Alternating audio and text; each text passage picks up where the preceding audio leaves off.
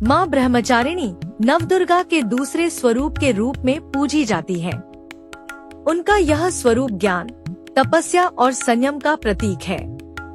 ब्रह्मा का अर्थ है ज्ञान और चारिणी का अर्थ है आचरण करने वाली, यानी जो तपस्या और ज्ञान का आचरण करती हैं, वे है माँ ब्रह्मचारिणी।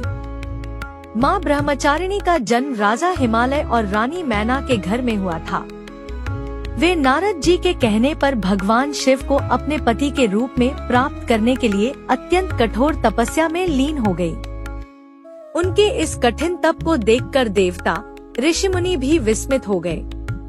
माँ ब्रह्मचारिणी ने हजारों वर्षों तक घोर तपस्या की। प्रारंभ में उन्होंने केवल फल फूल खाकर तपस्या की, फिर धीरे धीरे सूखे पत्तों का भी त्याग कर दिया। कई वर्षों तक उन्होंने केवल जमीन पर बैठकर तप किया और फिर अंत में जल भी त्याग दिया। वे खुले आकाश के नीचे कठोर तप में लीन रहीं। वर्षा, धूप और ठंड की परवाह किए बिना उन्होंने भगवान शिव को प्रसन्न करने के लिए अपनी साधना जारी रखी। उनकी इस कठिन तपस्या के कारण समस्त लोकों में हलचल मच गई। देवता, ऋषि मुनि सभी उनकी तपस्या देखकर अचंभित हो गए।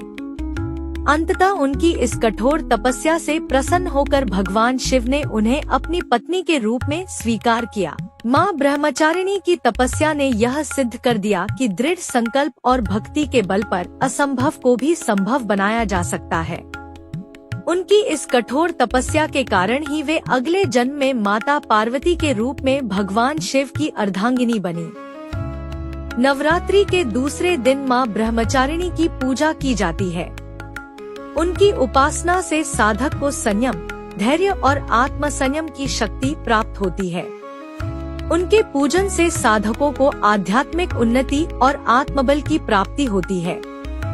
ऐसा माना जाता है कि माँ ब्रह्मचारिणी की कृपा से जीवन में किसी भी प्रकार की कठिनाई और बाधा को पार किया जा सकता है। माँ ब्रह्मचारिणी के एक हाथ में जपमाला और दूसरे हाथ में कमंडल रहता है, जो उनकी तपस्या और संयमशीलता का प्रतीक है।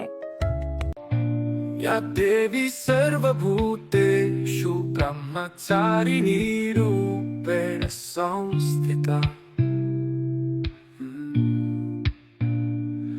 नमस्तस्यै नमस्तस्यै नमस्तस्यै नमो नमः।